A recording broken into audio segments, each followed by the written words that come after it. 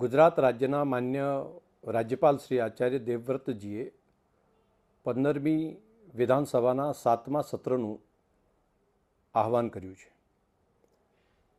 આ ચોમાસું સત્ર તારીખ 8, 9, 10 સપ્ટેમ્બર દરમિયાન બોલાવવામાં આવ્યું છે. ગુજરાત વિધાનસભાએ જેની અંદર માન્ય ધારાસભ્યશ્રીઓ પ્રશ્નો પણ પૂછી શકે તે માટે આજથી કરી અને તારીખ 18, 19, 20 ઓગસ્ટ સુધી તેઓ પોતાના પ્રશ્નો ડાયરેક્ટ પણ નોટિસ આપી શકશે અને અહીંયા આવીને પ્રત્યક્ષ રીતે પણ દાખલ કરી શકશે. તો એક ઓનલાઈન તેમજ પ્રત્યક્ષ આપવાની બંને પદ્ધતિ ચાલુ રહેશે.